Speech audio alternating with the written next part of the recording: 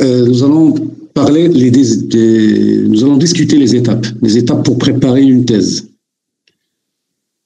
Et nous allons insister sur les choses les plus pratiques et les parties, les principes qui peuvent vous aider à faire rapidement et préparer une thèse de façon professionnelle et de façon plus pratique. Est-ce que vous arrivez à voir les diapos?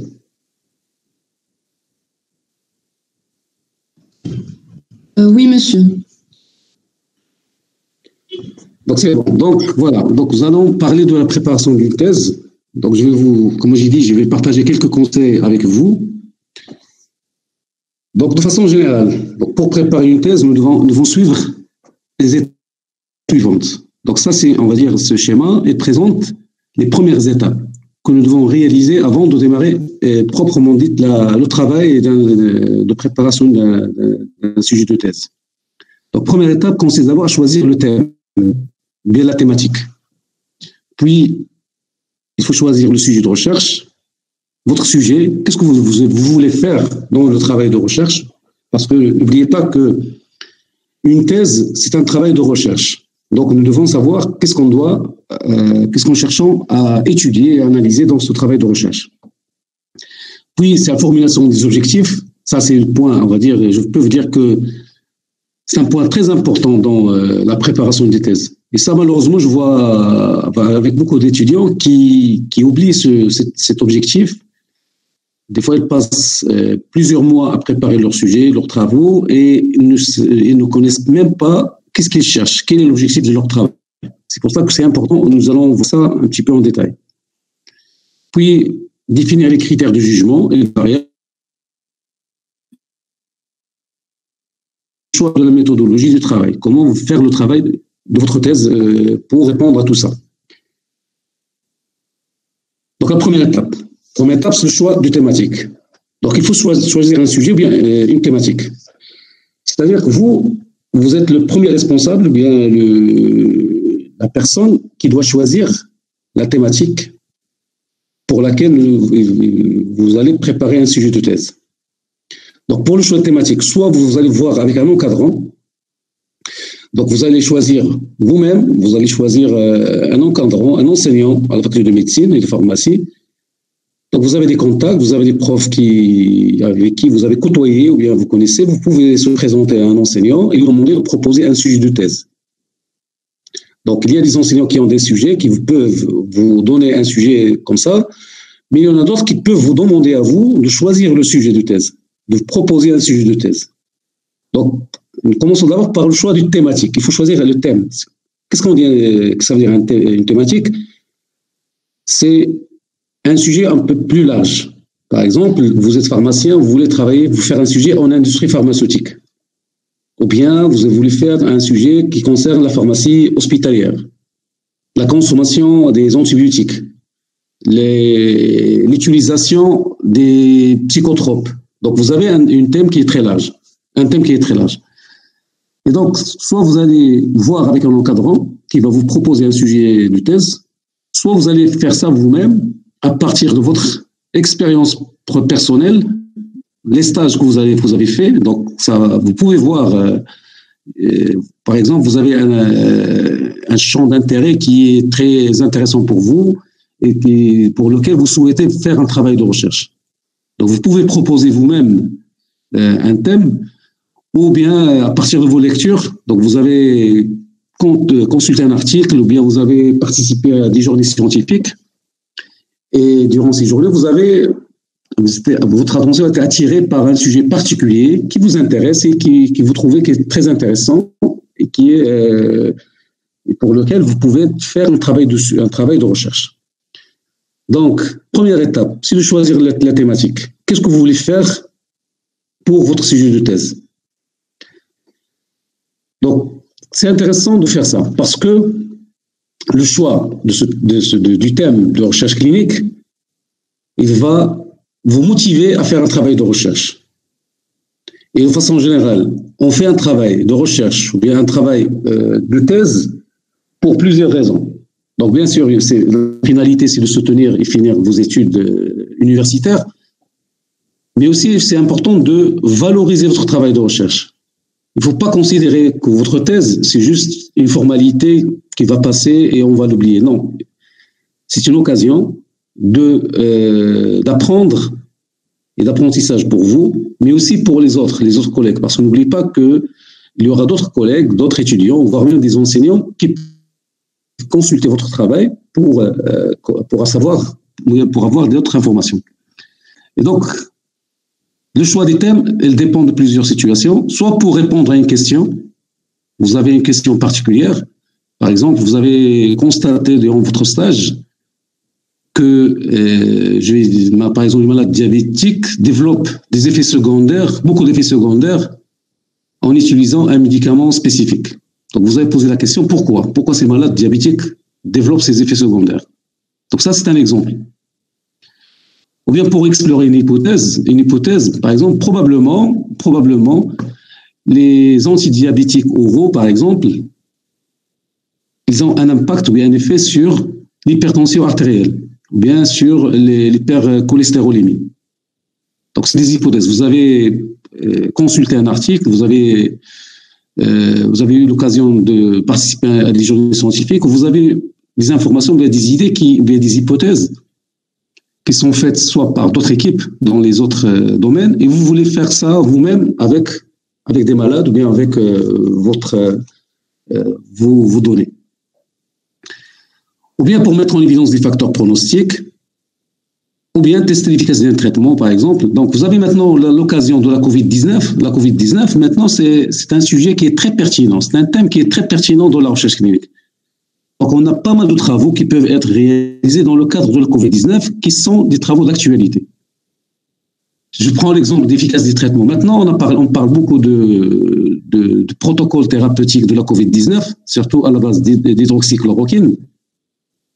Donc, on a pas mal de questions sur ce sujet-là.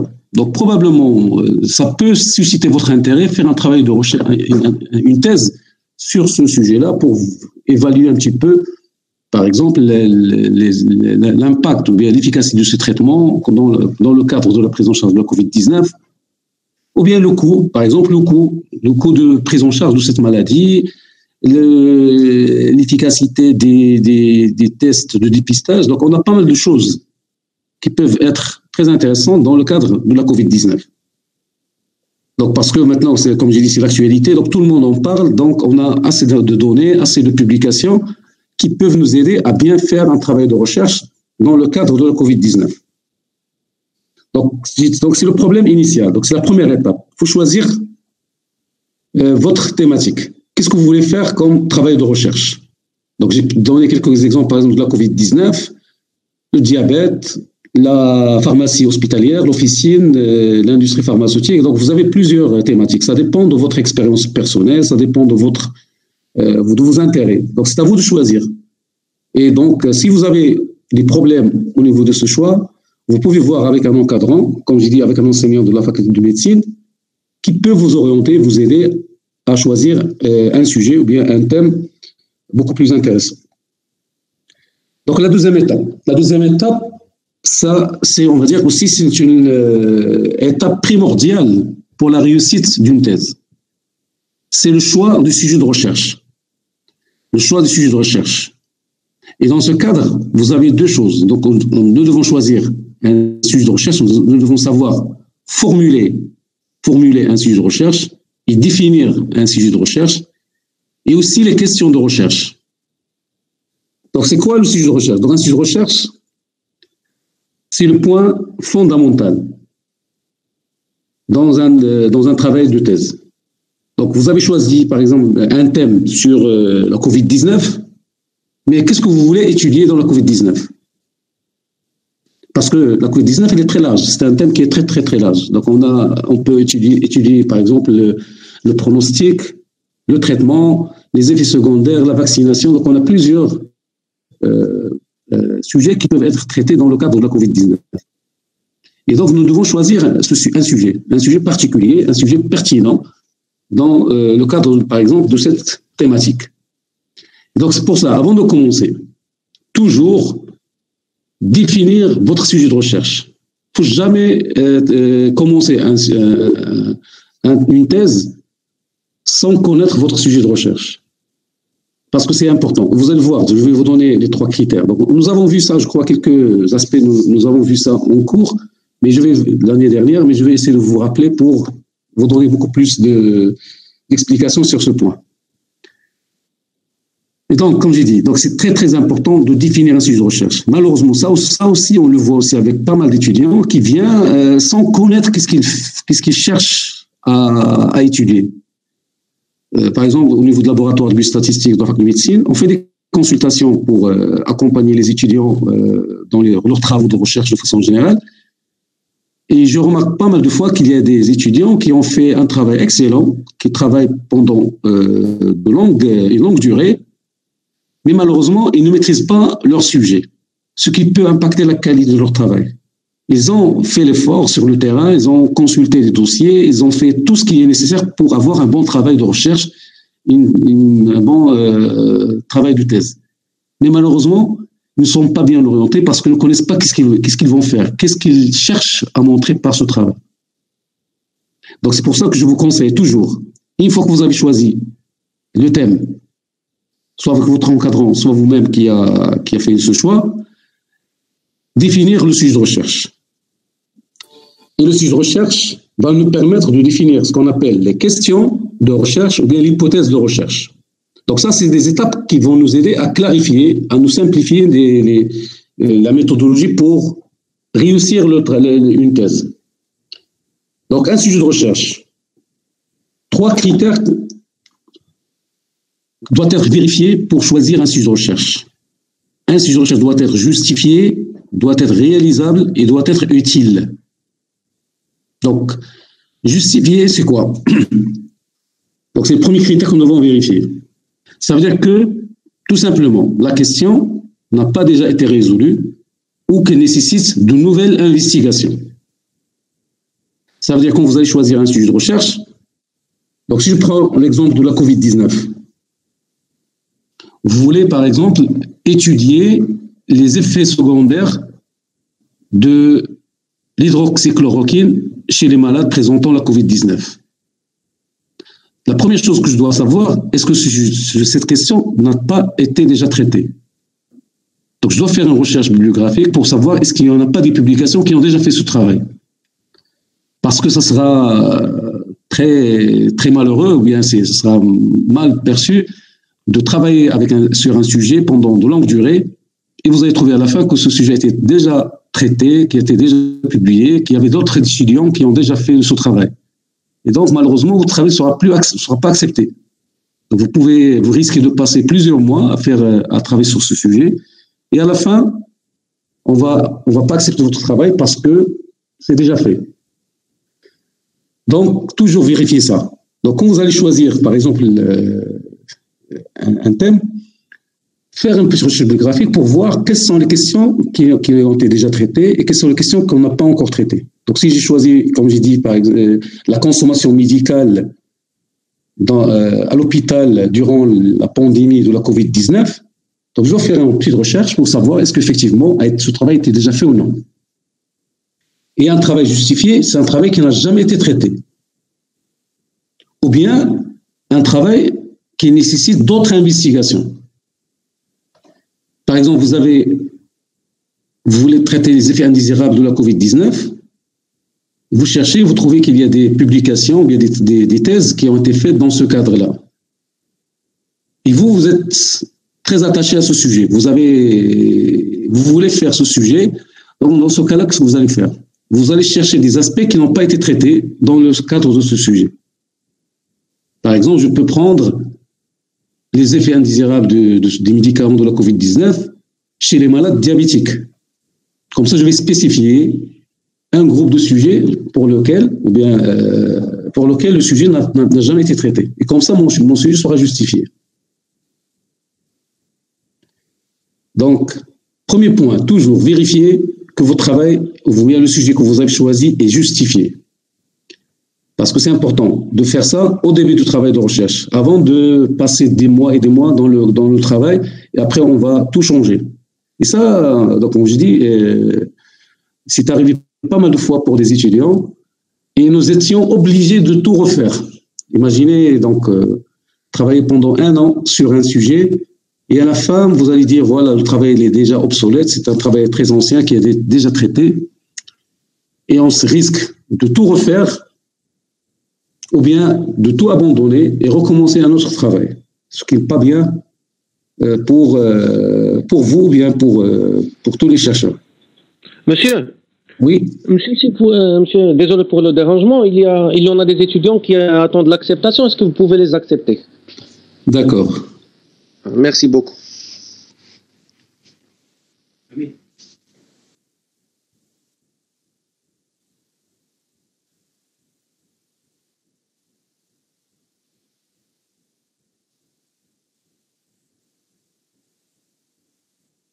Ok, c'est bon. Donc, c'est pas grave. Si vous avez des remarques, n'hésitez pas à m'interrompre. Comme j'ai dit, on n'est pas dans un cours, on est dans une séance interactive. Donc, chaque fois que vous avez des questions, intervenez. Donc, n'hésitez pas.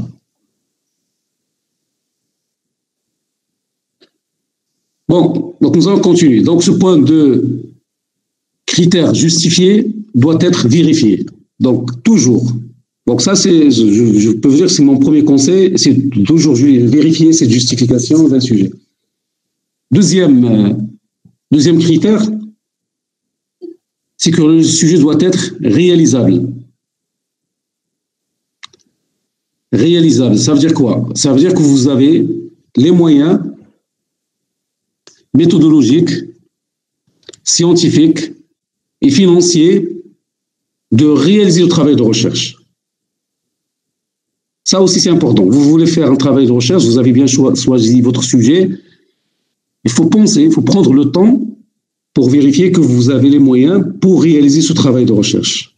Ça, c'est la même chose. Ça, on a vu ça aussi. Malheureusement, on a eu pas mal d'étudiants qui sont tombés dans ce piège parce que ils ont choisi un travail de recherche qui est pertinent, qui est justifié, très bien, mais ils n'ont pas les moyens pour faire par exemple, les bilans biologiques. Donc, je peux vous dire, donc j'ai pas mal d'exemples dans ce cadre. J'ai pas mal de doctorants. Par exemple, j'ai un étudiant qui a choisi un travail sur les maladies neurologiques et le dosage de vitamine E. Il a travaillé pendant 1 année sur les malades parce qu'il a commencé à collecter les dossiers, collecter l'information et prendre des prélèvements des malades pour faire le dosage de la vitamine E. Donc, le travail est important, il est intéressant. C'est justifié parce que jamais, il n'y avait pas d'études qui ont traité ce sujet de relation entre la vitamine E et les maladies neurologiques. Le problème, c'est quoi? C'est que le dosage de la vitamine E ne peut pas être réalisé au Maroc. Et nous devons envoyer les prélèvements à l'étranger. Malheureusement, l'étudiant n'a pas les moyens financiers pour envoyer les prélèvements vers l'étranger pour faire des prélèvements. Donc, il a gardé tous les prélèvements chez lui et il attendait toujours le financement. Et je peux vous dire que jusqu'à maintenant, ça fait presque 4 ans qu'il attend toujours le financement. Et donc, tout son travail est bloqué à cause de ce financement. Et voilà, c'est une situation qui est très, très, sincèrement, qui n'est pas bonne. Bloquer un travail pendant 4 ans juste parce que vous n'avez pas de financement. Et le problème, c'est quoi? Son problème, c'est qu'il n'a pas évalué cette notion ou ce critère d'un travail réalisable. Donc, je vous conseille toujours, une fois que vous avez vérifié que le travail est justifié, c'est intéressant, c'est un travail qui n'a jamais été fait, c'est bien, cherchez est-ce que vous avez les moyens de réaliser ce travail. Quand on parle des moyens, on parle des moyens scientifiques. Donc, est-ce que vous avez des compétences scientifiques pour faire le travail? Si, par exemple, vous voulez faire des bilans biologiques ou bien des analyses biologiques, est-ce que vous avez quelqu'un ou bien un service qui peut faire ces prélèvements pour vous? Donc, par exemple, vous pouvez faire un stage dans un laboratoire de biologie et au laboratoire de biologie, on peut faire tous les prélèvements que vous voulez. On peut faire les analyses biologiques que vous voulez. Donc, vous pouvez voir avec le chef de service et comme ça, il va vous aider à faire ça. Donc, c'est réalisable. Si vous travaillez, par exemple, dans une pharmacie d'officine, vous faites un stage en pharmacie d'officine, et vous voulez faire des prélèvements biologiques pour ces malades, et vous n'avez pas les moyens pour financer ces prélèvements, et vous n'avez pas une autorisation d'un service, ou bien l'accord d'un service biologique pour faire ces prélèvements. Donc, vous serez bloqué à ce niveau-là. Donc, c'est pour ça qu'il faut toujours, avant de commencer un travail, penser à cette notion que le travail soit réalisable. Le troisième critère, c'est que le travail doit être utile. Quel est l'intérêt de ce travail? Quel est l'intérêt des résultats de ce travail? Donc, on ne fait pas un travail de recherche, comme j'ai dit, justement pour se tenir et finir avec les études universitaires. Non, on fait un travail pour participer à la connaissance scientifique à l'échelle, on va dire, à l'échelle très large. Donc, quelle est l'utilité de votre travail? Est-ce que votre travail va participer à améliorer les connaissances concernant le sujet, ou bien il aura un impact sur la pratique, ou bien sur votre pratique, ou bien la pratique des pharmaciens? Donc, par exemple, je vais dire, vous voulez faire un travail de recherche pour organiser, par exemple, la prescription des médicaments dans un hôpital. Donc, c'est bien, parce que les résultats de ce travail vont être utilisés par l'hôpital pour améliorer la prescription des médicaments dans cet hôpital. Ou bien, vous allez chercher les facteurs de risque des malades par exemple, sous antibiotiques. Donc, ça aussi, ça peut participer également aux connaissances dans la matière. Donc, toujours, vérifiez ces trois critères. Est-ce que le travail est justifié? Est-ce que c'est réalisable? Est-ce que c'est utile? Est-ce que c'est clair ce point?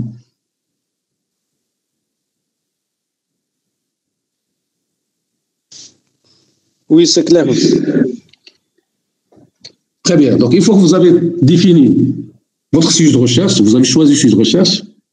Donc, imaginons que vous avez choisi comme sujet de recherche la prescription des antibiotiques chez les malades Covid-19. Donc, je donne juste un exemple. On passe à l'étape suivante qui consiste donc à définir la question de recherche. La question de recherche, c'est-à-dire on doit traduire le sujet de recherche en problématique de recherche, en une question de recherche. Donc, c'est juste une question de formulation. Donc, la question de recherche, bien la définition de la question de recherche, va nous surtout à choisir le type d'étude que nous allons réaliser. Donc, j'ai dit, vous avez choisi la prescription des antibiotiques chez les malades Covid-19. Donc, la question de recherche, par exemple, peut-être quel est l'intérêt de la prescription d'antibiotiques chez les malades Covid-19? Ou bien, quels sont les effets indésirables de la maladie des antibiotiques chez les malades Covid-19? Ou bien, quelle est l'efficacité de l'antibiothérapie chez les malades Covid-19? Donc, la question de recherche va nous permettre de choisir choisir le type d'étude que nous allons réaliser par la suite. Donc, par exemple, je vous donne un exemple. Si vous prenez n'importe quelle thématique, vous prenez par exemple la Covid-19. Donc, on parle de Covid-19 parce que c'est le sujet d'actualité, donc ça sera judicieux et intéressant de parler de cette pathologie. Donc, pour la Covid-19, on a plusieurs questions de recherche qu'on peut poser. Par exemple, quels sont les déterminants de la maladie de Covid-19 chez la population marocaine, ou bien chez les jeunes Marocains, ou bien chez les femmes enceintes marocaines? On peut aussi poser la question concernant le traitement. Quels sont les traitements efficaces pour cette pathologie? Ou bien quels sont les tests? Quelle est l'efficacité des tests utilisés pour le diagnostic de cette pathologie? Ou bien l'évaluation de l'efficacité des tests de dépistage de cette pathologie? Ou bien quels sont les facteurs pronostiques de cette pathologie? Ou bien quel est le coût de la prise en charge de cette pathologie? Donc, on voit ici, vous avez ici des exemples, des questions de recherche qu'on peut poser pour un sujet de recherche. Et les questions permettent de choisir le schéma d'étude. Parce que dans les questions, on peut faire soit des études descriptives, soit des études analytiques, soit des études évaluatives. Par exemple, si je prends les causes, quels sont les déterminants de la maladie, donc ça peut être une étude descriptive. C'est totalement différent si je cherche, par exemple, l'efficacité d'un traitement. Dans ce cas, pour l'efficacité d'un traitement, je dois faire une étude analytique. Et la même chose, c'est totalement différent si je veux connaître le coût de cette de la prise en charge, qui est une étude évaluative. Donc, vous voyez, en fonction de votre question de recherche, vous allez définir le schéma d'étude que vous allez choisir pour votre thèse. De façon générale, on dit que la stratégie de choix d'un sujet de recherche doit suivre ce système d'entonnoir. Ça veut dire qu'on commence par des choses qui sont des notions qui sont générales, vers des notions qui sont spécifiques. Donc vous avez le champ d'intérêt, les thématiques, le thème que vous avez choisi, l'intérêt, bon, comme nous avons déjà parlé de ça. Après, vous allez choisir le sujet de recherche, donc vous allez réduire le champ d'intérêt. Donc, comme vous voyez, pour le thème, c'est très large. Quand vous allez choisir le sujet, vous allez réduire le champ d'intérêt de votre sujet de thèse. Et puis, lorsque vous allez prendre la question de recherche, vous allez encore réduire l'intérêt. Tout ça pour cibler, vous voyez, c'est comme je vais cibler un objectif spécifique et aussi de cibler stratégique que je dois suivre, qui va me permettre à la fin de choisir la méthodologie de la recherche.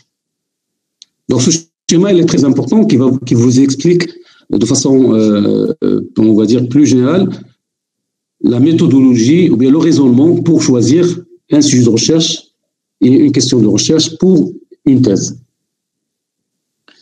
Donc pour choisir une question de recherche, vous avez deux types de questions, ou bien deux interrogations fondamentales que nous pouvons poser.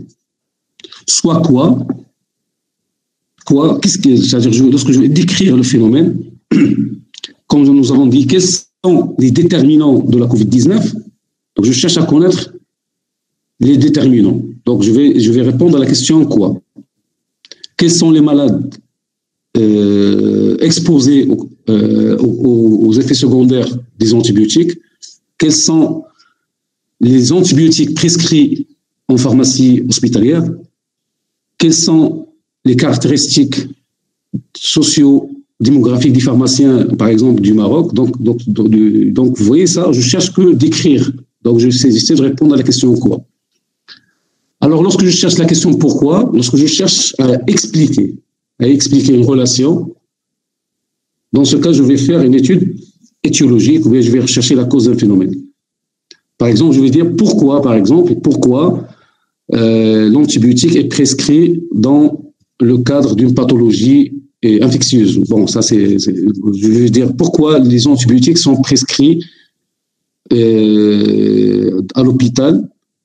Pourquoi les médecins prescrivent les antibiotiques à l'hôpital, par exemple. Je vais essayer de comprendre pourquoi. J'ai expliqué pourquoi les médecins prescrivent ces antibiotiques. Est-ce qu'il y a des variations? Est-ce qu'il y a des choses qui peuvent expliquer cette prescription, par exemple, des médicaments au niveau de l'hôpital? Pourquoi, par exemple, les malades hospitalisés, par exemple, en réanimation, consomment beaucoup plus d'antibiotiques que les malades hospitalisés en médecine interne? Donc, vous voyez, donc la question, je cherche à donner une explication. Et ça, c'est important. Comme j'ai dit, c'est parce qu'il nous donne le schéma d'étude que vous allez réaliser. Est-ce que vous allez faire une étude descriptive ou bien une étude analytique? Et ça, on doit le compte dès le début. Il faut à la définition de votre question de recherche, savoir qu'est-ce que vous allez faire après. Comme ça, pour que la méthodologie que vous allez faire par la suite soit correcte. Et ça aussi, c'est un problème qu'on le voit aussi avec les étudiants. Des fois, on trouve des étudiants qui ont un objectif analytique, mais le schéma qu'ils ont choisi, c'est un schéma qui est descriptif. Et donc, ce n'est pas adapté à leur question, et on sera obligé encore de corriger, soit de refaire l'étude dès le début, soit de chercher d'autres méthodes. Donc, pour définir une question de recherche, on a plusieurs méthodes. Donc, vous avez cette méthode de PICO, c'est-à-dire l'acronyme PICO, c'est-à-dire que dans la question, nous devons mettre quels sont les patients, quelle est la population concernée par votre sujet. Ça aussi, c'est important. Donc, il faut toujours définir la population de votre étude. Est-ce que je vais étudier la COVID-19 chez les enfants? Ou bien je vais étudier la COVID-19 chez la population adulte? Ou bien chez les femmes enceintes? Je dois spécifier ma population. Deuxième point, c'est l'intervention. L'intervention, si je vais étudier une intervention, quelle est cette intervention? Est-ce que c'est un médicament? Est-ce que c'est un traitement physique? Est-ce que c'est une action d'éducation de la santé? Ou bien, dans mon étude, il n'y a pas d'intervention. Je ne vais pas étudier une intervention. Donc, je dois connaître c'est quoi l'intervention que je vais étudier. Est-ce que, par exemple, comme nous avons dit, la prescription d'antibiotiques en Covid, les malades présentant la Covid-19, donc les patients, par exemple, je vais dire que les patients, ce sont les sujets adultes hospitalisés à l'hôpital. Et l'intervention, c'est l'antibiotique. C'est l'antibiothérapie qui est utilisée. Le C, c'est la comparaison. Est-ce que je vais faire des comparaisons ou non? Est-ce que j'ai un groupe de référence et un groupe de comparaison ou non? Est-ce que j'ai une méthode de référence et une autre méthode que je vais faire la comparaison? C'est comme par exemple pour le test. Si je parle toujours de la Covid-19, vous voulez faire la comparaison entre la PCR et le test antigénique. Donc on a une méthode de référence et on a une méthode de comparaison. Donc la comparaison n'est pas obligatoire. La comparaison, c'est uniquement pour les études analytiques. Si je veux faire une comparaison, je dois faire une étude analytique. Si je ne vais pas faire de comparaison, donc je vais faire une étude descriptive. Mais lorsqu'on va faire une étude analytique, je dois définir quels sont les groupes de comparaison. Et à la fin, vous avez l'outcome. L'outcome, c'est le résultat. Ou il y a l'issue clinique ou l'issue finale. Quel est le résultat final? Est-ce que c'est la guérison? Est-ce que c'est le diagnostic? Est-ce que c'est le coût? Est-ce que c'est la réponse ou bien la satisfaction des malades? Donc, le résultat, c'est la réponse finale que nous devons aussi définir.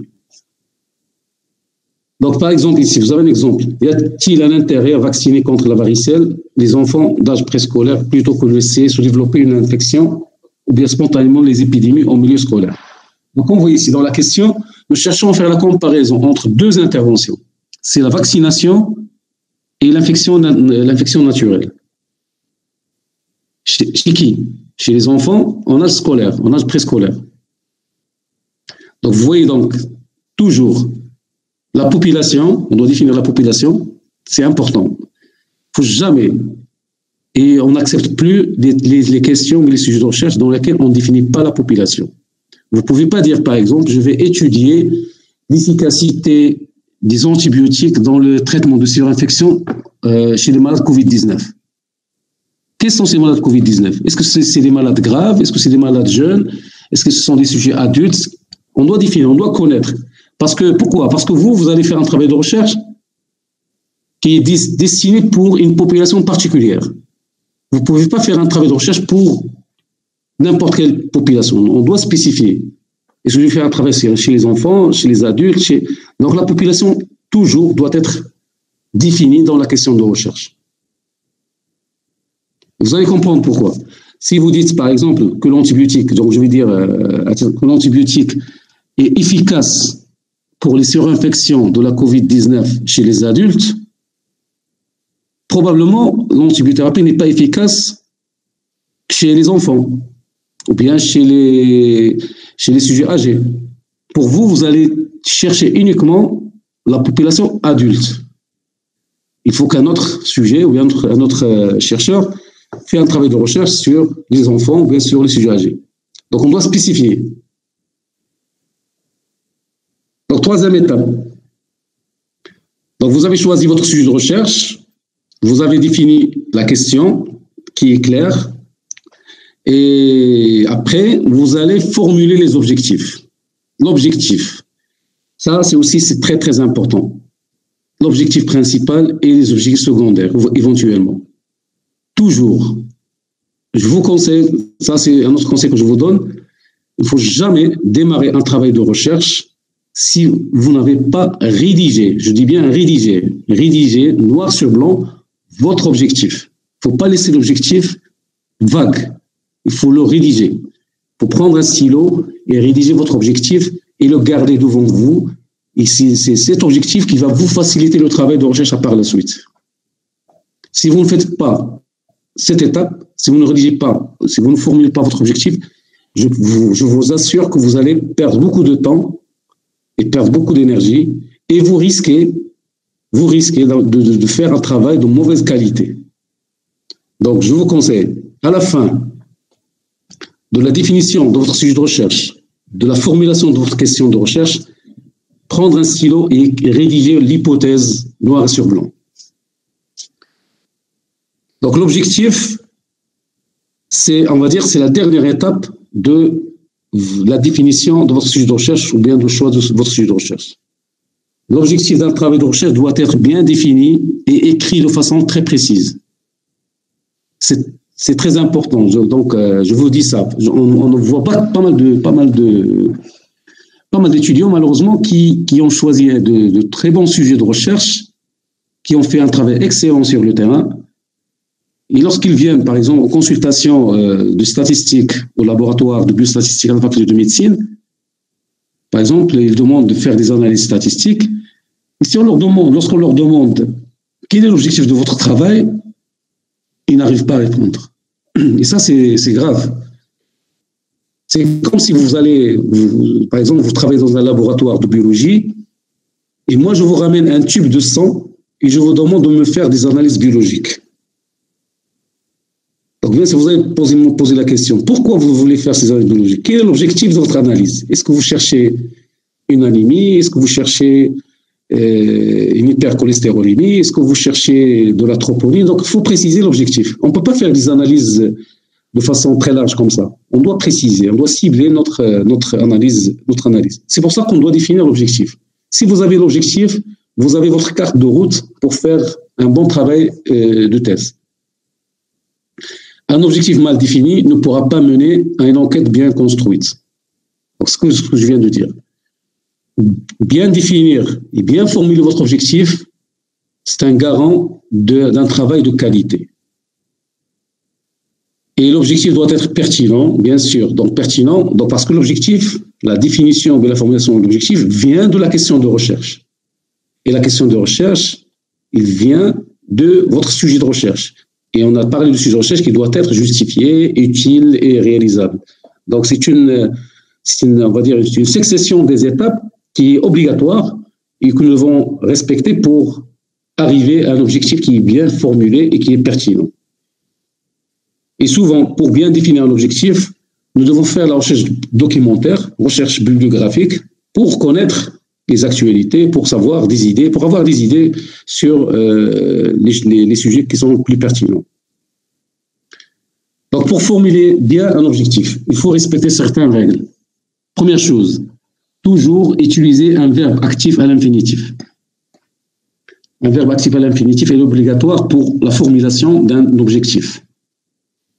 Par exemple, vous allez dire que l'objectif de mon travail est d'évaluer et d'étudier et d'analyser.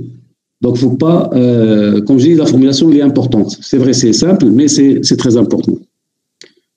Deuxième critère, ou deuxième règle, il faut toujours faire référence aux critères temps, lieu, personne.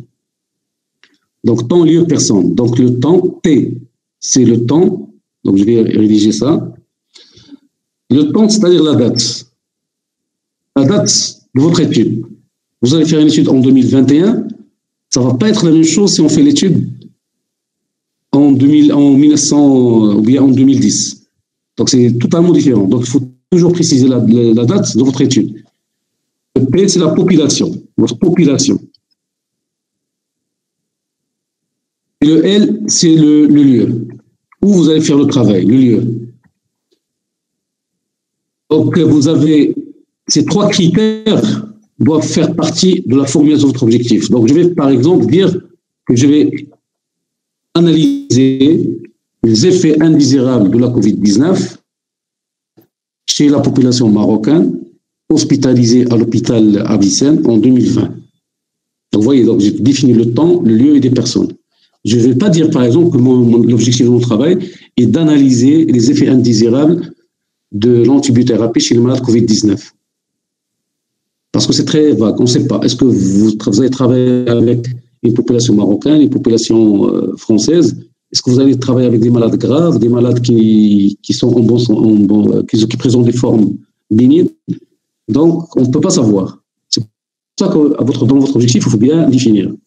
Ça, c'est parmi les problèmes que je rencontre avec pas mal d'étudiants, c'est qu'ils définissent 5, 6, 7 objectifs pour leur travail. Ils croient une thèse, vu que le thèse doit être relativement assez développé, il doit faire plusieurs objectifs pour développer leur thèse. Non, c'est pas correct. Un seul objectif. Un seul objectif pour une thèse. Pas plus. Donc, toujours choisir un seul objectif principal. C'est l'objectif le plus pertinent, le plus intéressant. C'est ce que vous cherchez à présenter. Donc,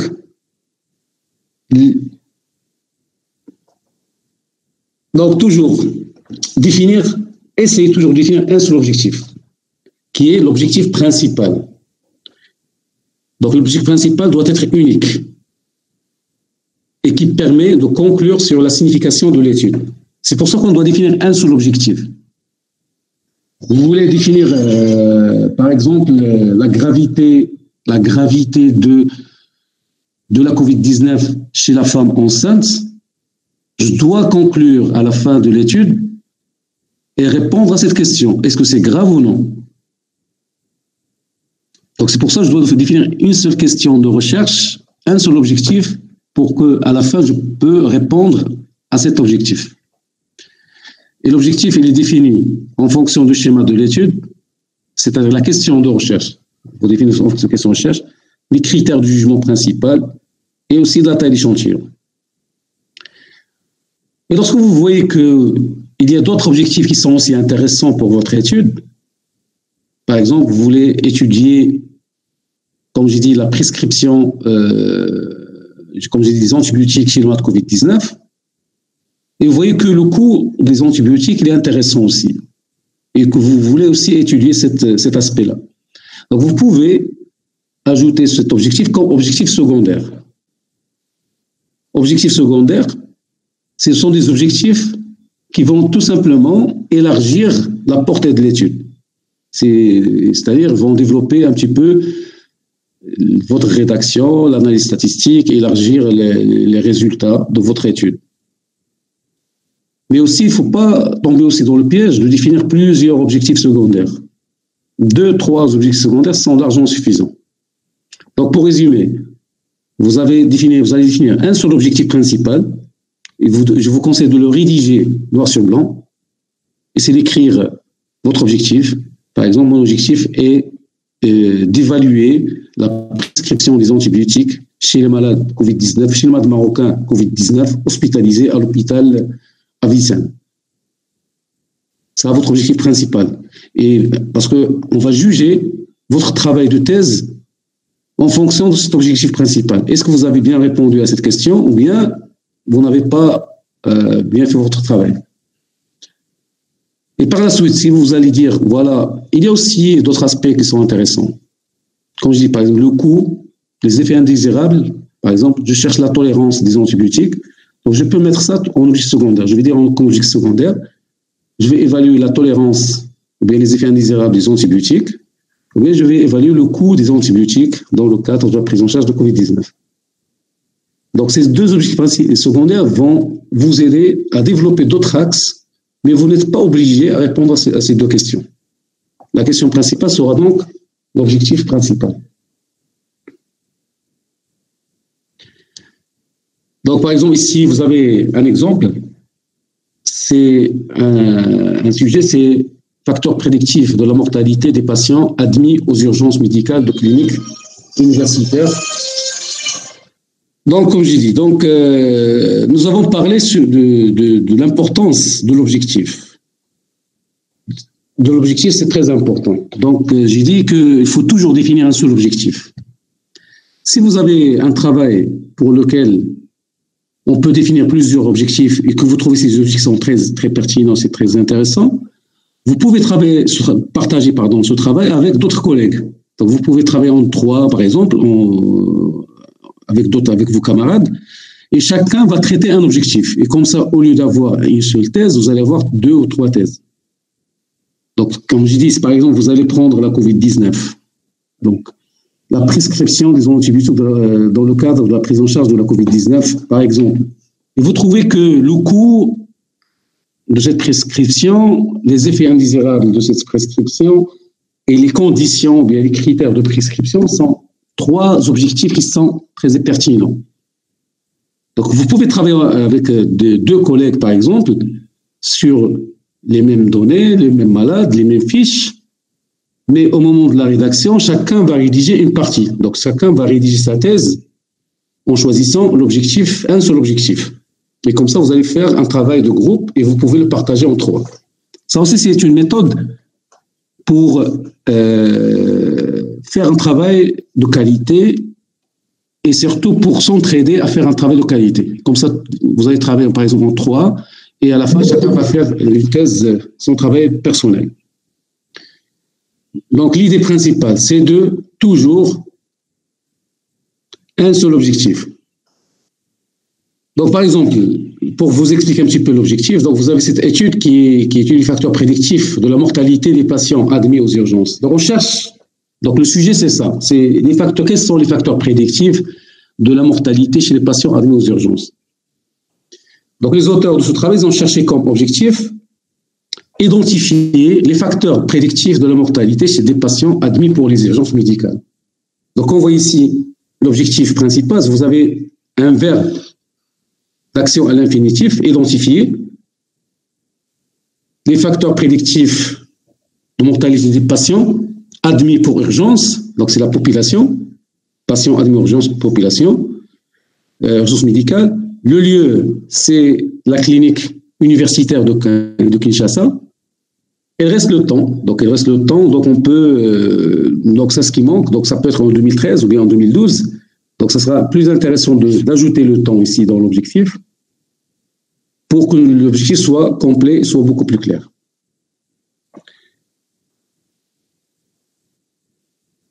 Donc, par exemple, vous avez cet objectif de l'étude de déterminer les facteurs prédictifs épidémiologiques, cliniques, biologiques de survenue d'une infection sous biothérapie.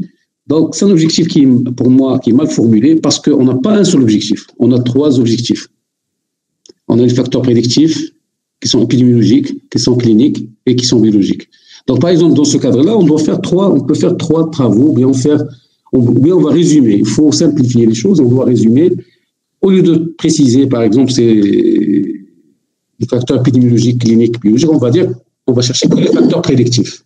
Les facteurs prédictifs de survenue de cette infection.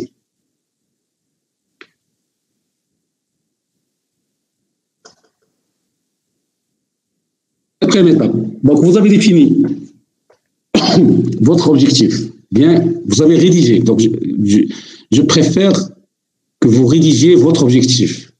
Donc, pour faire une thèse, donc je vous conseille d'abord de prendre un agenda ou bien un document et dans lequel vous allez consigner toutes ces informations. Vous allez rédiger les thèmes, vous allez définir les sujets de recherche que vous avez probablement choisi. Après, rédiger l'objectif et l'encadrer pour que tout le travail qu'il va faire par la suite va se faire à la base de cet objectif. Donc, l'objectif va vous aider à limiter votre domaine de recherche, bien limiter votre champ d'intérêt. Vous n'allez pas chercher n'importe comment, mais vous allez cibler votre recherche selon l'objectif que vous avez bien défini. C'est pour ça que j'insiste beaucoup sur la division de l'objectif. Et à partir de votre objectif, vous allez passer à la quatrième étape qui consiste donc à la définition des critères de jugement et les variables que vous allez mesurer, ou bien les caractéristiques ou paramètres que vous allez mesurer. Donc vous allez voir, à partir de l'étape d'objectif, tout ce qu'on va définir, il dépend de l'objectif. C'est pour ça que j'insiste sur la formulation de l'objectif, parce que tout ce que vous allez faire par la suite, il dépend de cette définition. Si vous formulez mal votre objectif, ou si vous oubliez de formuler votre objectif, vous n'allez pas bien définir les autres éléments des étapes qui vont venir. Donc, les critères de jugement. C'est quoi le critère de jugement? Donc, il y a une différence entre un objectif et un critère de jugement. Un critère de jugement, c'est une traduction explicite C'est un critère, ce sont des critères qui vont nous permettre de mesurer l'objectif. Comment vous allez mesurer l'objectif? Donc, si je vous pose la question, je cherche à étudier la mortalité par Covid-19. C'est quoi la mortalité par Covid-19? Est-ce que c'est les décès survenus au cours de l'hospitalisation? Est-ce que ce sont les décès survenus une semaine après l'hospitalisation? Est-ce qu'on les décès survenus le jour, par exemple, de l'hospitalisation? Ou bien, donc on peut définir plusieurs types de mortalité. Et les mesures de ces mortalités, ce ne sera pas la même, ne se fera pas de la même façon. Donc je dois mesurer, je dois définir comment je vais mesurer la mortalité.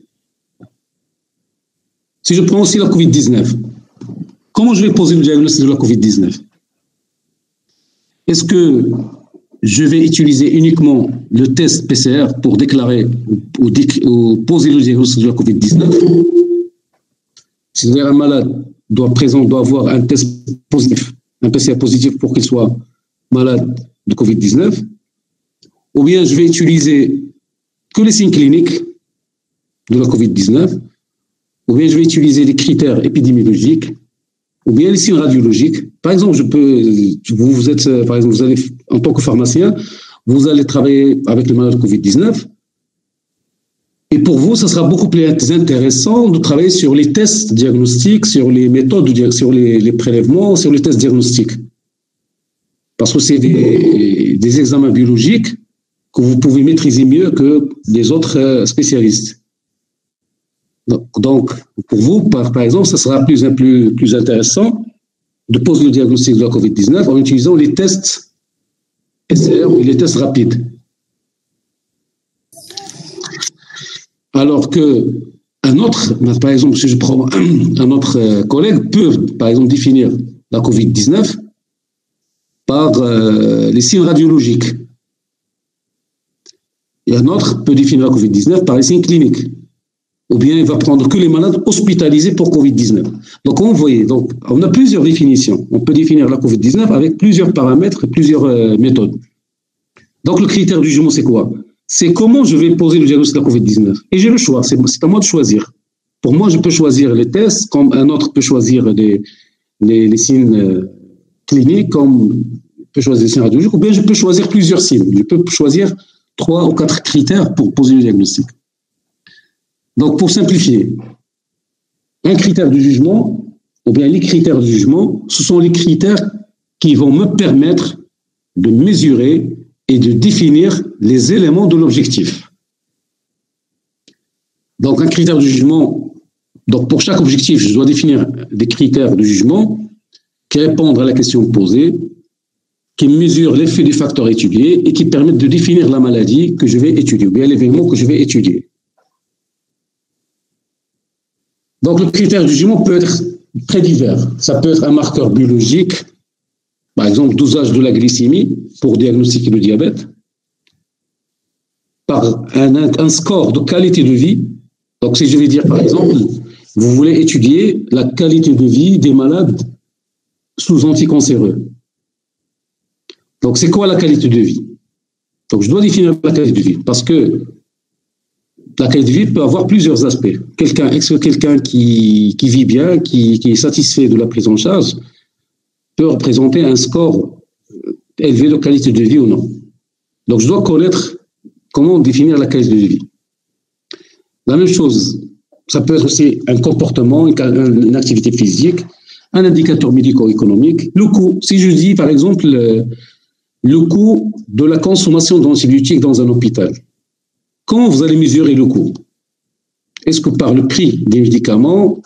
Est-ce que par le prix de la consultation? Est-ce que par l'hospitalisation? Comment vous allez faire ça?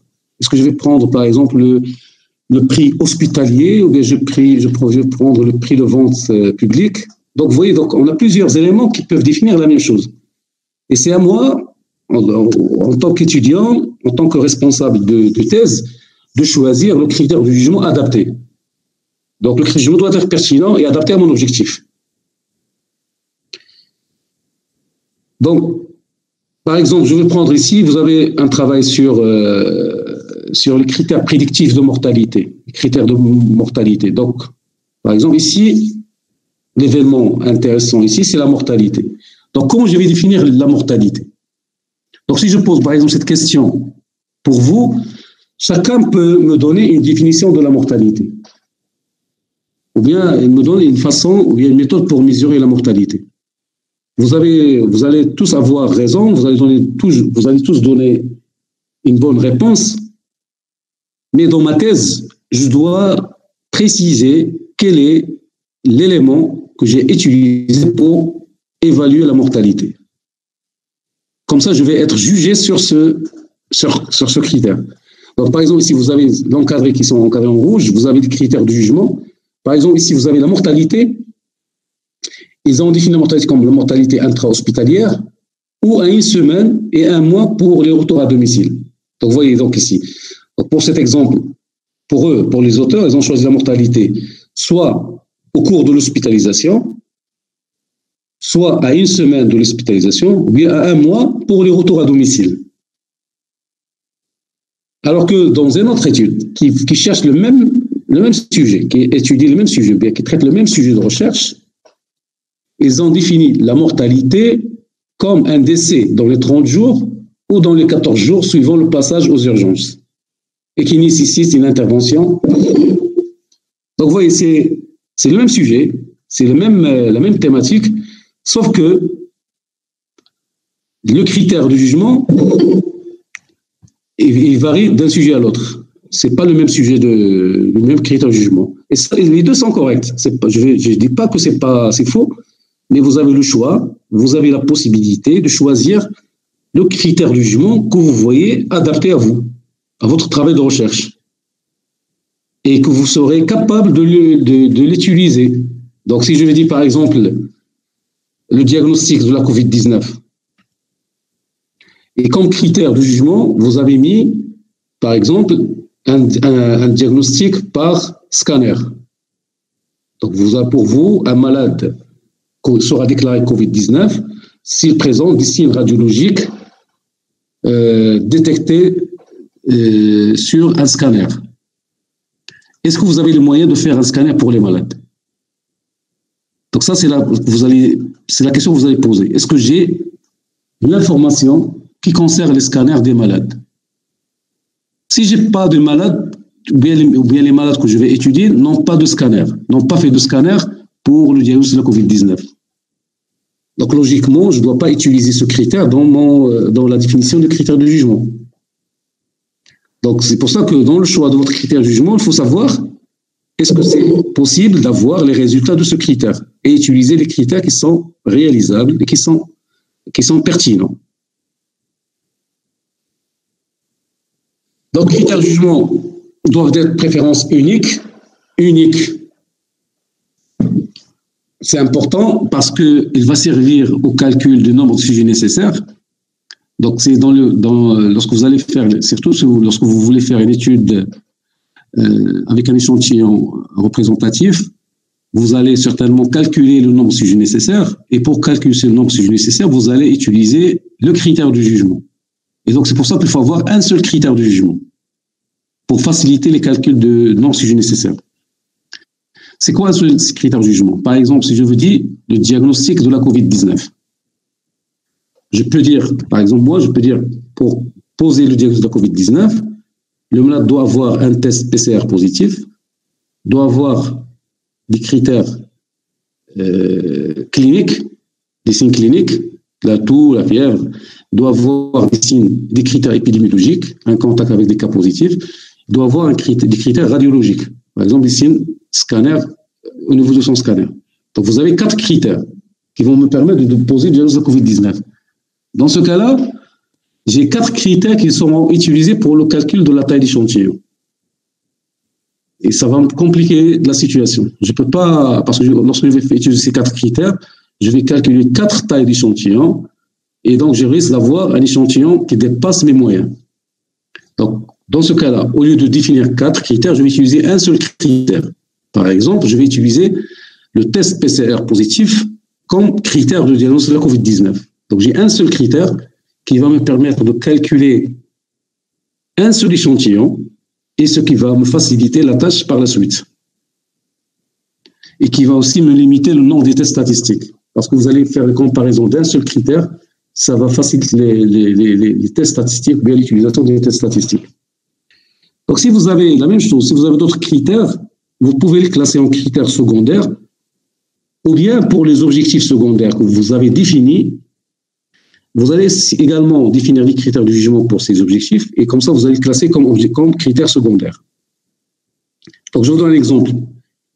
On cherche, par exemple, à étudier l'éradication de Helicobacter pylori dans la dyspepsie. On veut savoir, est-ce que l'éradication de l'Helicobacter pylori, il aura un impact sur la dyspepsie? Donc, le critère de jugement principal, c'est-à-dire comment je vais mesurer la disparition de la dyspepsie ou bien l'efficacité de l'éradication de l'Helicobacter pylori. Donc, je peux mesurer ça, par exemple, par la disparition des symptômes de dyspepsie. Donc, je vais demander au malade, est-ce que vous avez encore des douleurs gastriques? Est-ce que vous avez des reflux? Est-ce que vous avez encore des signes de dyspepsie? S'il dit oui, donc ça veut dire que il y a encore des signes, il y a l'échec. Sinon, s'il y a disparition, ça veut dire qu'il y a une efficacité de cette procédure. Mais on peut faire d'autres critères, on peut faire d'autres moyens pour mesurer également l'effet de l'éradication sur la dyspepsie par d'autres critères. Par exemple, le score de sévérité de dyspepsie, vous avez le score de qualité de vie, l'éradication de l'Helicobacter pylori. On cherche l'Helicobacter pylori par des tests biologiques pour savoir est-ce qu'il présente toujours cet agent pathogène, ou bien le recours à un traitement antisécrétoire. Donc ça, ce sont des critères de jugement. Mais on va les classer comme critères secondaires, parce que pour nous, la plus simple, les méthodes pour évaluer la dyspepsie, c'est des signes cliniques, et donc je garde le reste comme secondaire. Et comme ça, lorsque je vais calculer la taille d'échantillon, je vais utiliser uniquement cette disparition des symptômes. Donc vous avez un autre exemple, c'est le même principe. Donc, comme j'ai dit, c'est important de définir un seul critère de jugement principal parce que ça va vous aider surtout à calculer la taille d'échantillon adaptée et éviter de faire plusieurs tests statistiques qui vont compliquer les choses. Donc, sur ce diapo, vous avez un exemple qui vous donne les deux situations. Donc, si vous définissez plusieurs critères de jugement, donc vous voyez ici, par exemple, les complications cardiovasculaires, ça peut être comme critères de jugement, nous pouvons définir le décès, la mort subite, les infarctus, l'accident vasculaire cérébral.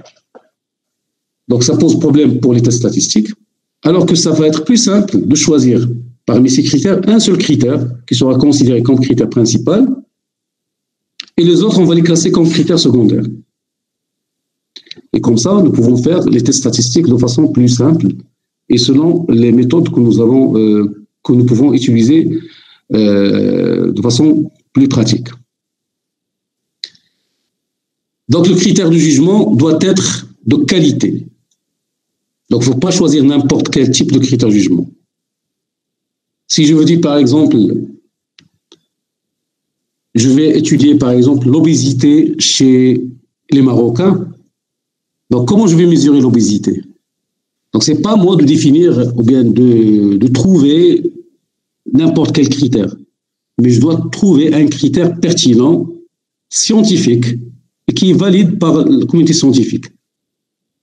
Donc, je vais, par exemple, pour l'obésité, par exemple, je sais que pour mesurer l'obésité, je vais utiliser l'IMC. Pour définir le diabète, je vais utiliser la glycémie. Je ne vais pas utiliser d'autres paramètres. Pour poser le diagnostic d'un cancer, je vais, par exemple, utiliser les résultats d'une biopsie. Donc, ainsi de suite. Donc, je dois connaître, pour vous, lorsque vous allez définir votre objectif, il faut faire une recherche bibliographique pour savoir comment je peux mesurer le problème que je vais étudier et les éléments que je vais analyser. Donc, il faut faire une recherche bibliographique. Donc, par exemple, si votre encadrant, par exemple, vous donne un sujet sur la consommation des médicaments au sein de l'hôpital. Donc, comment vous allez mesurer la consommation médicale? Je ne peux pas dire, par exemple, moi, je ne peux pas inventer des critères comme ça et dire que la consommation médicale, par exemple, sera le nombre de médicaments prescrits par jour. Non. Il y a des critères qui sont scientifiques, qui sont validés, qui permettent de mesurer la consommation médicale. Et donc, je dois faire une recherche bibliographique pour trouver quels sont les critères qui permettent de mesurer la consommation médicale.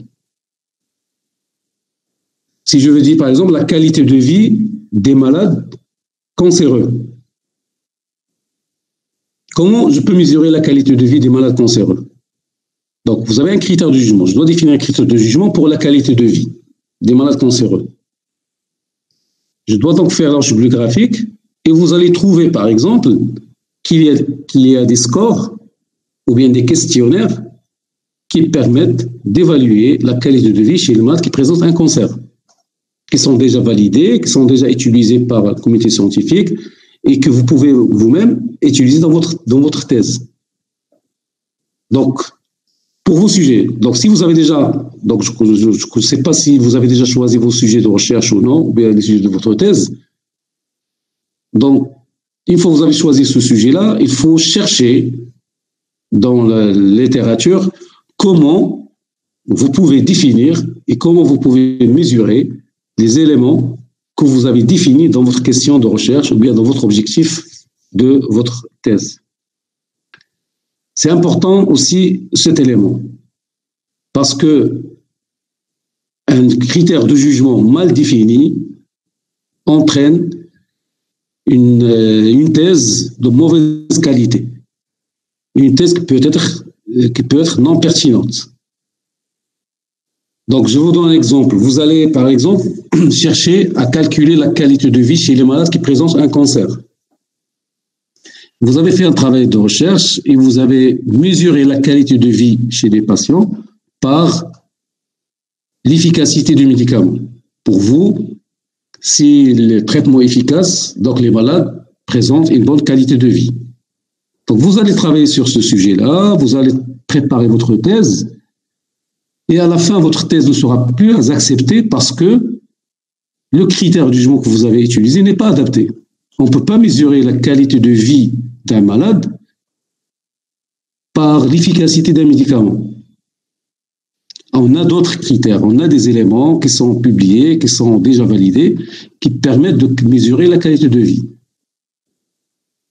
Ou bien, je prends l'exemple très simple. Vous avez l'obésité. L'obésité, vous avez fait une étude sur l'obésité et vous avez évalué ou bien défini l'obésité par le poids. Vous allez dire qu'un malade qui pèse plus de 100 kilos sera considéré comme obèse. Ça aussi, c'est faux. Donc, vous allez faire tout le travail à la base de cette définition qui est fausse et donc votre travail ne sera pas de bonne qualité et probablement sera refusé parce que vous avez utilisé un mauvais critère de jugement. Donc, c'est pour ça que je vous conseille aussi, donc c'est parmi les conseils que je vous donne aujourd'hui, définir votre objectif, formuler votre objectif, rédiger votre objectif, souligner les éléments pertinents de votre objectif et faire une recherche bibliographique pour définir ces éléments-là. Il faut comprendre ce que vous devez chercher.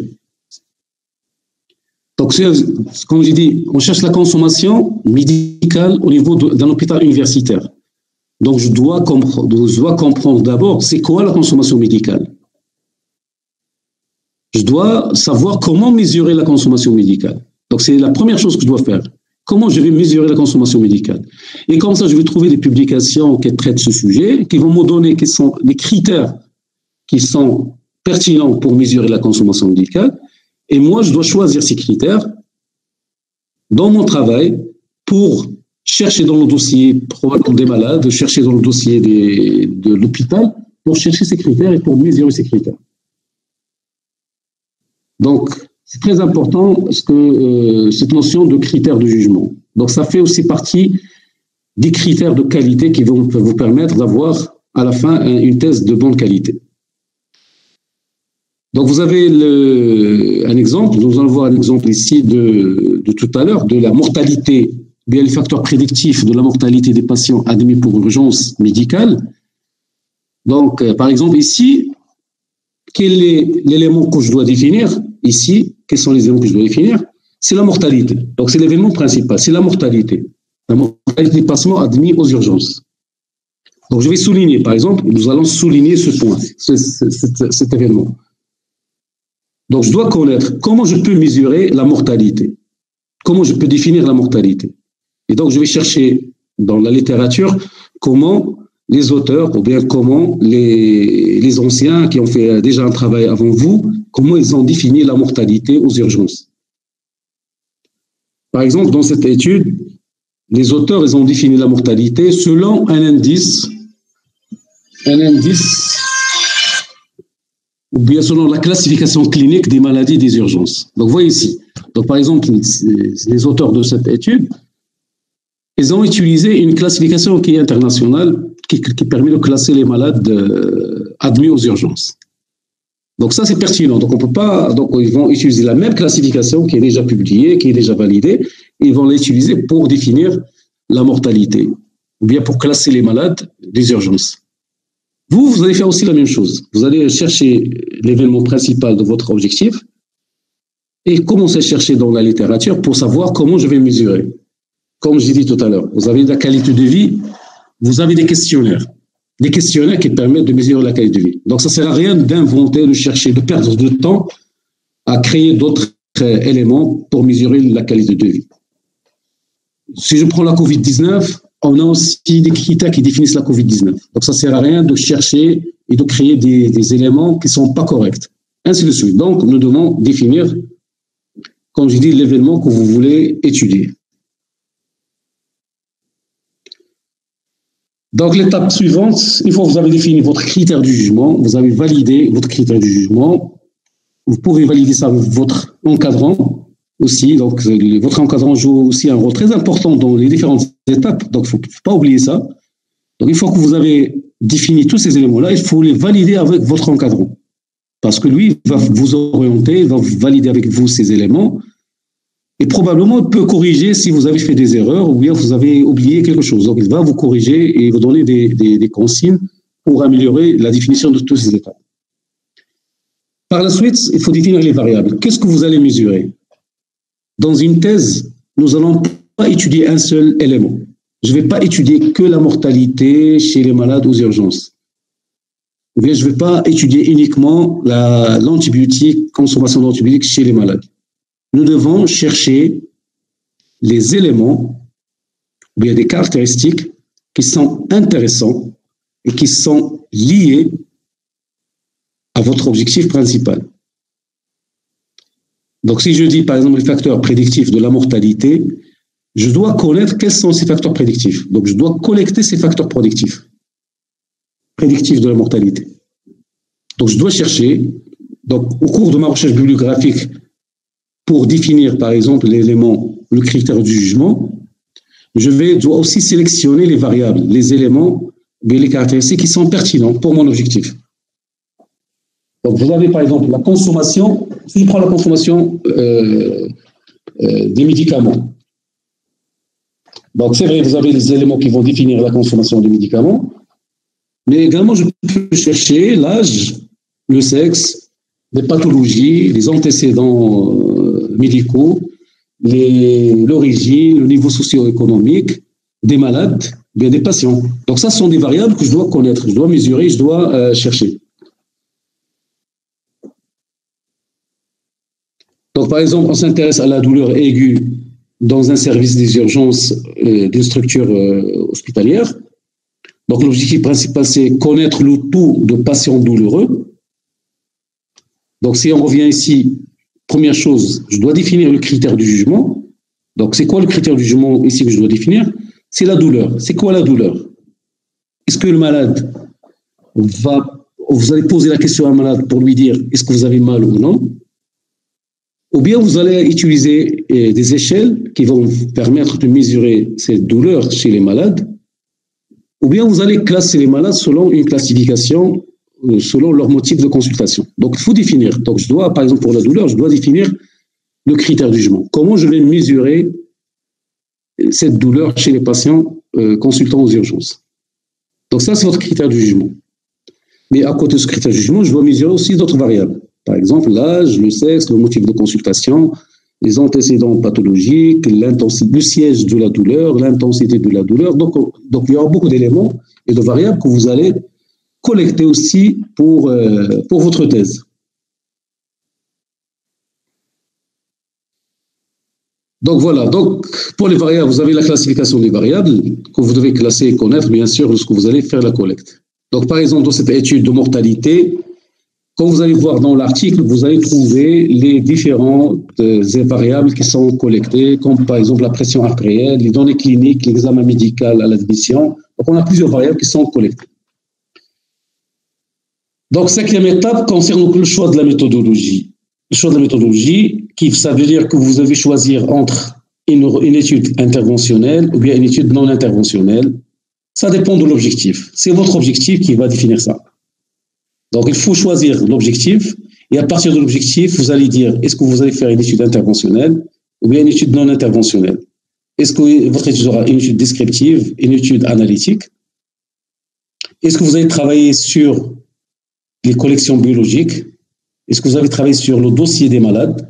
Est-ce que vous allez travailler sur les patients directement en interrogeant les patients? Est-ce que vous allez travailler sur un travail de recherche biomédicale, c'est-à-dire un essai clinique, une étude interventionnelle essai clinique? Ou bien vous allez travailler sur les soins courants, ce qu'on fait normalement en pratique? Donc, tout ça dépend de l'objectif. Donc, vous voyez l'importance de l'objectif. Si vous avez bien défini votre objectif, vous allez choisir la méthode de recherche adaptée. Donc, je crois qu'on va s'arrêter à ce niveau-là. Donc, essayez de trouver déjà un sujet de recherche. Essayez de contacter votre encadrant ou bien d'avoir un encadrant. Ça, c'est la priorité. Il faut trouver un encadrant pour qu'il vous donne, bien qu'il vous aide à choisir le thème et le sujet de recherche. Après, il faut définir tout ce que nous avons cité ici. Donc, savoir le sujet de recherche, définir la question de recherche, puis l'objectif, et puis les critères de jugement.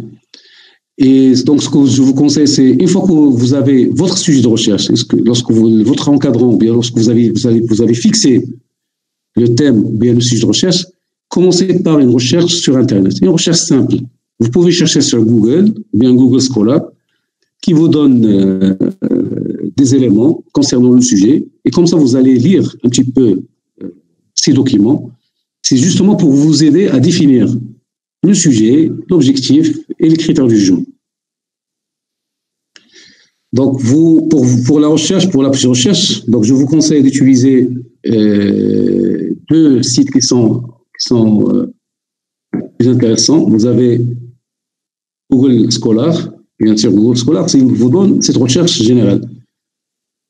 Donc, quand vous allez mettre Google Scholar, vous allez avoir des documents qui sont gratuits, qui sont payants, des articles, des thèses, des documents. Donc, vous allez avoir des documents de différents types. Vous allez essayer de lire 2 ou 3 documents qui semblent les plus pertinents, les plus récents. Choisir des documents plus récents, essayer de lire ces articles, justement pour définir. Vous n'allez pas utiliser ces documents pour travailler votre thèse, mais justement pour définir ces éléments que nous avons cités aujourd'hui, à savoir le sujet, la question, l'objectif et les critères de jugement. Vous avez aussi le site de SysMef. SysMef, c'est un catalogue des publications francophones qui englobe les différents types de publications. Vous avez les thèses, vous avez les mémoires, vous avez des rapports, vous avez des articles. Donc, vous avez pas mal de documents qui sont consultables sur le site. Dans la majorité, ils sont gratuits. Donc, ce qui peut vous aider, parce que vous allez comme ça, vous allez trouver, par exemple, une thèse qui est déjà faite sur le même thème que vous avez choisi, et vous allez consulter cette thèse justement pour s'inspirer. Il faut bien sûr éviter le plagiat, faire des copier-coller comme ça. Donc, si par exemple vous allez choisir la consommation médicale, donc vous allez chercher ici la consommation médicale, probablement vous allez trouver une thèse qui traite la consommation médicale, et vous allez voir quels sont les critères, quels sont l'objectif, quels sont les sujets qui ont été traités par ce travail. Et comme ça va vous aider à définir vos propres sujets, vos propres objectifs. Donc voilà, je crois que nous allons s'arrêter à ce niveau-là. J'espère que c'était bénéfique pour vous, cette séance, qui a clarifié certains points pour vous. Donc je vous demande, ou bien je vous conseille déjà de commencer par ça, voir votre encadrant, choisir le sujet de recherche, et par la suite, si vous avez des questions, si vous avez besoin de l'aide, envoyez-moi un email et comme ça on peut organiser une autre séance pour vous donner encore beaucoup plus de conseils pour avancer dans votre travail. Monsieur, la majorité des étudiants ont choisi le sujet de thèse. Ils ont des problèmes surtout sur la recherche des articles scientifiques, les références, comment gérer les références bibliographiques par le logiciel Zotero par exemple, comment l'utiliser, comment éviter le plagiat. Des trucs comme ça sont ces trucs-là qui manquent les étudiants. Donc très bien. Donc on peut organiser une autre séance pour traiter cette recherche bibliographique avec la gestion avec des logiciels, comme vous l'avez souligné. Mais déjà, il faut, comme j'ai dit, il faut fixer ces points que nous avons étudiés. C'est vrai, vous avez bien choisi votre sujet de thèse, vous avez fait les éléments. Et pour bien faire la recherche bibliographique, il faut bien définir votre objectif. Donc, est-ce que vous avez tous rédigé l'objectif de votre travail de recherche? Parce que pour faire une bonne recherche bibliographique, il faut bien choisir les mots-clés. Et les mots-clés que nous allons utiliser dans la recherche bibliographique, elles découlent de l'objectif. Donc, si vous n'avez pas encore formulé l'objectif, si vous avez encore des petits problèmes à ce niveau-là, essayez. Donc, j'espère qu'avec cette séance, vous avez des points, bien des éléments qui vont vous aider à bien définir votre objectif. Essayez de rédiger votre objectif, essayez de rédiger votre question de recherche. Et la prochaine fois, nous pouvons organiser une séance avec pour voir la recherche bibliographique.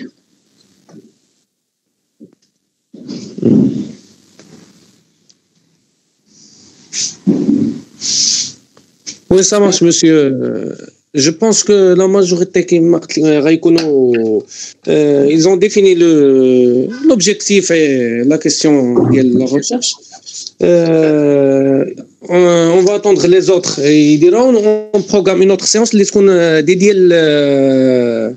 les méthodes, comment éviter le plagiat, comment gérer les références, etc. Très bien. Donc, on a besoin de plus pratique. Donc, je vous propose de m'envoyer des sujets, 2-3 sujets, pas plus, 2-3 sujets. Comme ça, la séance de la recherche bibliographique, on va prendre les sujets comme exemple pour vous montrer comment faire la recherche bibliographique, comment gérer avec le logiciel Zotero, comment gérer les références avec Zotero, parce que le plus pratique. Je pense que d'abord, c'est une question de façon théorique. Vous savez, certes, il y a deux, trois sujets comme ça, de façon sur une tête qui gère ça. Dans la séance de la recherche bibliographique, on va essayer de vous faire une simulation en utilisant les sujets. Ça marche, parfait, monsieur. Merci beaucoup. Voilà, parce qu'on ne peut pas faire tout. Une seule séance. Déjà, ça on a تقريبا دوزنا غير باش نهضروا على هاد les éléments هادو. Donc, je préfère qu'on organise une autre séance pour faire ça. Monsieur. Oui. Est-ce que c'est possible de prendre la prochaine séance, soit après-midi, soit le soir? Comme ça, on n'aura pas les stages. D'accord, ça sera idéal pour moi aussi. Donc, on va faire ça le soir. Je vais essayer de faire ça le soir à partir de 18h. Ça marche. Merci beaucoup, monsieur. Ok. Pas de problème. C'est bon, donc si vous n'avez pas d'autres questions, donc je vous souhaite bonne chance et bonne journée et à la prochaine.